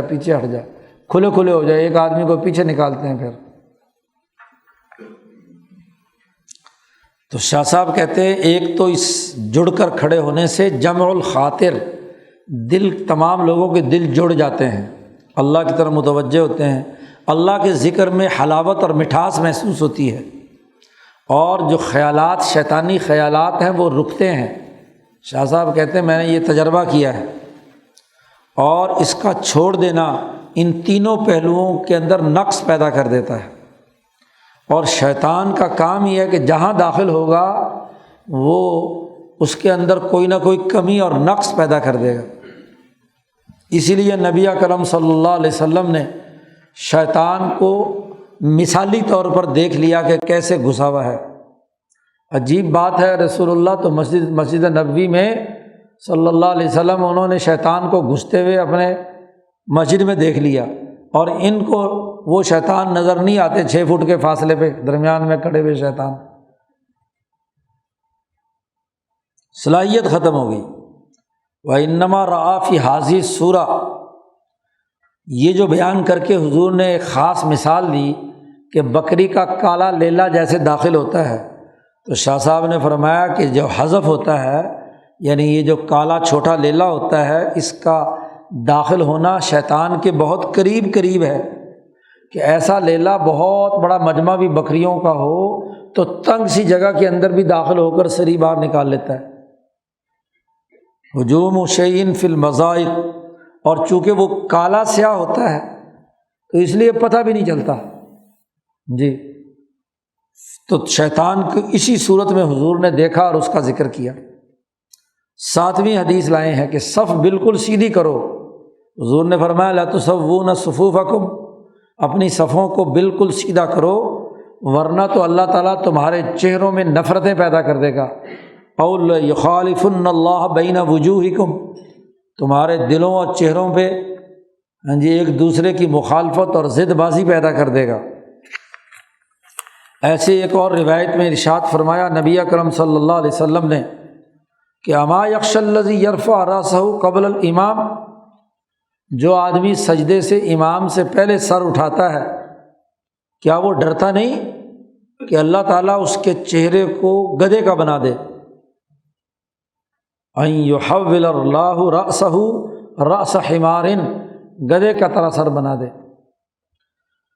تو اگر کسی نے امام کی خلاف ورزی کرتا ہے تو 2 باتیں بیان فرمائی ہیں۔ ایک تو یہ کہ حضور نے حکم دیا کہ تسویہ ہونا چاہیے، صفیں بالکل سیدھی ہوں، ایڑیاں پیچھے بالکل ایک لائن میں ہوں، اور اتباع کریں امام کی۔ دوسری بات یہ ہے کہ جہاں جس وقت آپ کی تسبیحات پوری ہوئی ہیں یا نہیں، امام نے اللہ اکبر کہہ کے آگے دوسرے رکن میں چلا گیا تو آپ کو بھی پیچھے جانا ہے۔ وَسَجَّلَ عَلَيْهِمْ، بڑی سختی کے ساتھ حضور نے نافذ کی یہ بات۔ لوگ باز نہیں آئے تو حضور نے مزید تحدید بیان کی اور ان کو ڈرایا کہ اگر تم نے یہ مخالفت جاری رکھی تو اللہ کی لعنت پڑے گی، تمہارا چہرہ مسخ ہو جائے گا۔ اذ منابذۃ التدلیات الالہیہ، تدلیات الہیہ کو نظر انداز کرنا لعنت پیدا کرنے کا سبب بنتا ہے۔ صف بندی پر اللہ کی تجلیات نازل ہوتی ہیں، جب اس کی خلاف ورزی کی جائے تو یہی خلاف ورزی لعنت کے پیدا کرنے کا سبب بن جاتی ہے۔ اس کی تشریح کرتے ہوئے امام انقلاب مولانا عبید اللہ سندھی فرماتے ہیں کہ یہ گویا کہ تجلیات الہیہ کو پس پشت ڈالنا ہے، اور صف بندی نہ کرنا یہ انحراف ہے، اور جب بھی کسی قانون سے انحراف کیا جائے تو لعنت ضرور پڑتی ہے، تو لعنت کا باعث ہے۔ واللعن اذا احاط باحد،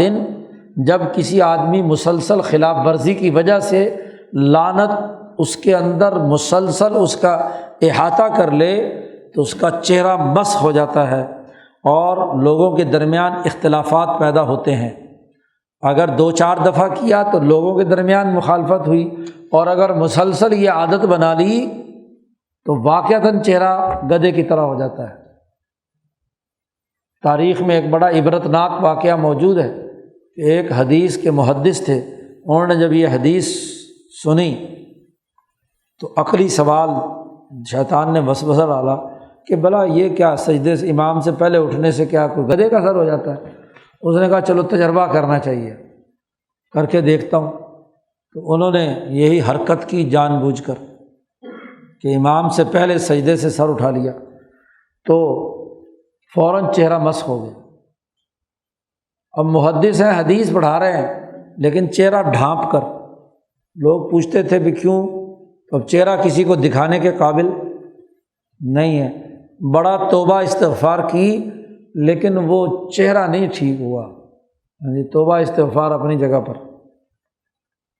شاہ صاحب کہتے ہیں یہاں گدھے کا ذکر کیا ہے خاص طور پر، وَالنُّقْطَةُ فِي خُصُوصِ الْحِمَارِ، گدھے کا ذکر کیا خاص طور پر۔ اس میں نقطہ یہ ہے کہ ایک تو وہ بہیمہ ہے، انسان نہیں ہے، تو یعنی وہ آدمی جو صف بندی یا ڈسپلن قائم نہیں رکھتا وہ حقیقت میں کیا ہے؟ انسان نہیں ہے بلکہ جانور ہے، اور وہ ایک ایسا جانور ہے جو حماقت میں اس کی ضرب المثل ہے، تو اس کی مثال دی جاتی ہے بے وقوفی میں اور ذلیل ہونے میں، کہ اس کے اوپر اینٹیں لا دو، گند لا دو، کوئی بھی چیز لا دو، مٹی لا دو، اس کو ذلیل، اور گدھے والا گدھے کی پٹائی بھی خوب کرتا ہے۔ تو شاہ صاحب کہتے ہیں فَكَذَلِكَ هَذَا الْعَاصِي، یہ جو نافرمان ہے یہ بھی اصل میں انسان نہیں ہے، جانور ہے، کہ ڈسپلن میں نہیں آتا، اور ایک تو جانور ہے غلبہ علیہ البہیمیہ، اور والحمق، اور احمق ہے، عقل مند آدمی جس کو جو ڈسپلن سکھا دیا جائے وہ اس ڈسپلن کے مطابق کام کرتا ہے، اور بے وقوف کودن ایسا ہوتا ہے کہ بار بار سمجھاتے رہو پھر بھی اس کی سمجھدانی میں چیز داخل نہیں ہوتی، دماغ میں بات ہی نہیں آتی۔ اور یہ جو خاص طور پر یہ فرمایا کہ چہروں میں مخالفت پیدا ہو جائے گی، اس کی وجہ یہ ہے کہ جب اللہ کے سامنے اپنی سپردگی میں ادب کو نظر انداز کیا ہے، بے ادبی کی ہے، تو پھر جس چہرے نے بے ادبی کی ہے اس پر سزا آنی چاہیے، جیسا کہ وہ جو قرآن پاک میں آیا ہے کہ جب لوگ زکوٰۃ نہیں دیتے، مال کو کنز بنا کر، خزانہ بنا کر رکھتے ہیں، احتکار و اکتناز کرتے ہیں، تو ان کا مال آگ میں تپایا جائے گا، اور وہ ان کے ماتھے پر، ان کے چہرے پر اس کو داغ دیا جائے گا۔ تو وجہ کیا ہے کہ جب آدمی کسی فقیر اور غریب کو دیکھتا ہے اور پیسے نہیں دیتا تو پہلے تیوری چڑھتی ہے، پھر چہرہ رخ موڑتا ہے،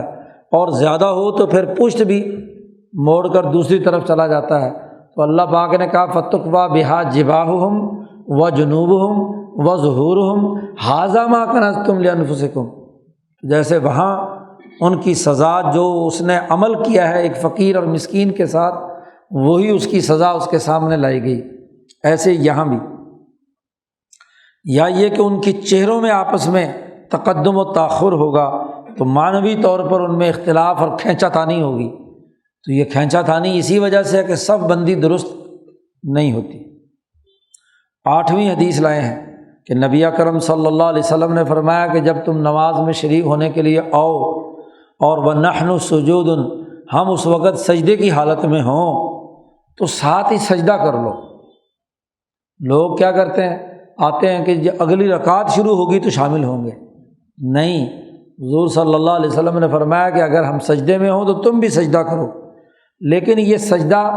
رکعت شمار نہیں ہوگا، وَلَا تَعُدُّوهُ شَيْئًا، ہاں البتہ جس نے بھی رکوع پا لیا، وَمَنْ أَدْرَكَ الرَّكَعَةَ فَقَدْ أَدْرَكَ الصَّلَاةَ، اس نے گویا کہ نماز پا لی، تو رکوع میں اگر شریک ہوا ہے تو پھر تو نماز ہو گئی، اور اگر سجدے میں شریک ہوا ہے تو وہ رکعت نہیں ہے لیکن سجدے میں شامل ہو جاؤ، حضور نے حکم دیا تاکہ جماعت کی اجتماعیت۔ اور اگر لوگ سجدے کی حالت میں باہر کھڑے رہیں کہ جی اب سجدے سے اٹھیں گے تو ہم نماز میں شریک ہوں گے، تو اجتماعیت کی بنیادی روح کے خلاف ورزی ہے۔ رکوع میں شریک ہونے سے رکعت مل جاتی ہے، کیوں؟ شاہ صاحب کہتے ہیں اس کی وجہ یہ کہ رکوع گویا کہ قیام کے مشابہ ہے، کھڑے ہونے کے مشابہ ہے، تو اس کا مطلب یہ کہ جس نے رکوع پا لیا اس نے گویا کہ پوری رکعت پا لی۔ اور سجدہ جو ہے وہ اصل اصول الصلاۃ، نماز کا بنیادی اصل جڑ جو ہے وہ سجدہ ہے، جیسے کہ پیچھے تفصیلات میں بیان کر چکے ہیں شاہ صاحب۔ قیام اور رکوع اس کی تمہید اور توطیہ ہے، ابتدا ہے۔ تو قیام اور رکوع کم از کم ہو گیا ہے تو سمجھ لو کہ قیام بھی ایک درجے میں ہو گیا، کیونکہ رکوع کے بعد بھی تو کھڑا ہونا ہے، تو اس لیے وہ گویا کہ رکعت اس نے پا لی۔ آخری اور 9ویں حدیث لائے ہیں۔ نبی اکرم صلی اللہ علیہ وسلم نے ارشاد فرمایا کہ اذا صلیتما فی رحالکما، اگر تم نے اپنی نماز پڑھ لی ہو، دو آدمی تھے اصل میں جو نماز جماعت کے ساتھ ہو رہی تھی، وہ آئے مسجد میں اور بیٹھ گئے بغیر نماز کے، تو آپ صلی اللہ علیہ وسلم نے سلام پھیر کر پوچھا بھی تم کیا ہوا، تم کیوں نہیں نماز میں شریک ہوئے؟ تو انہوں نے عرض کیا کہ ہم گھر پڑھائے تھے نماز، پہلے اپنے رحال کہا ہے چونکہ مسافر تھے، باہر سے آئے تھے، تو اپنا جو خیمہ وغیرہ باہر لگایا تھا، نماز کا وقت ہوا، انہوں نے نماز پڑھ کے چلتے ہیں حضور کے پاس، تو ہم وہاں اپنے خیمے میں پڑھ کر آ گئے۔ تو حضور صلی اللہ علیہ وسلم نے فرمایا کہ اذا صلیتما فی رحالکما، تم اگر اپنے خیمے میں یا اپنے گھر میں نماز پڑھ کے آئے ہو، اور ثم اتیتما مسجد جماعت، ایسی مسجد میں آؤ جو جماعت کھڑی ہے، تو فصلیا معہم، تو ان کے ساتھ کھڑے ہو کر نماز پڑھ لو، یہ جو بعد والی نماز ہے یہ تمہارے لیے نفل بن جائے گی، فإنہا لکما نافلہ، یہ تمہارے لیے نفل بن جائے گی۔ شاہ صاحب کہتے ہیں ذالکہ، یہ اس لیے کہ کہیں وہ جب باہر بیٹھے ہوئے ہوں تو یہ نہ ہو کہ لوگ ہر آدمی کو تو نہیں بتا سکتے کہ جی ہم پہلے پڑھ کے آئے ہیں نماز، تو وہ یہ نہ سمجھے کہ یہ نماز چھوڑنے والے ہیں مسجد میں اللہ کے گھر میں بیٹھ کر، تو وہ بتلاتے پھریں، ہر ایک کو بتلاتے پھریں کہ جی صلی فی بیتہ ہی، تو پھر اس سے لوگ ان پر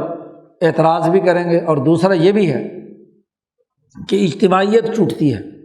کہ کچھ مسلمان باہر بیٹھے ہوئے ہیں، دیکھو یہ جماعت میں شریک نہیں ہو رہے، اگرچہ ظاہری طور پر ہی کیوں نہ ہو، لیکن ظاہری طور پر اجتماعیت ٹوٹ رہی ہے، اس لیے اگر ایسی نماز ہے جس میں کہ بعد نفل پڑھے جا سکتے ہیں،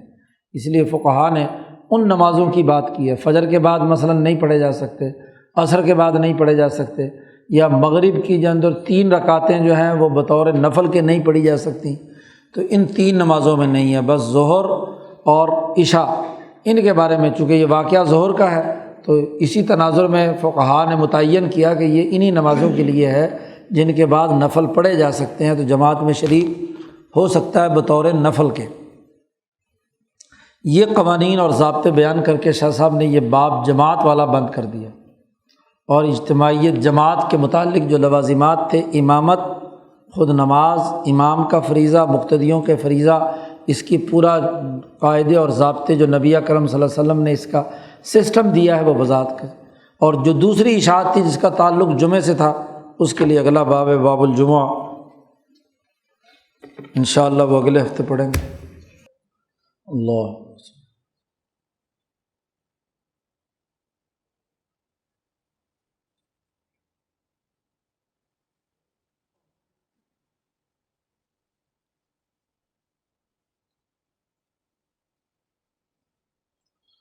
اجمعین۔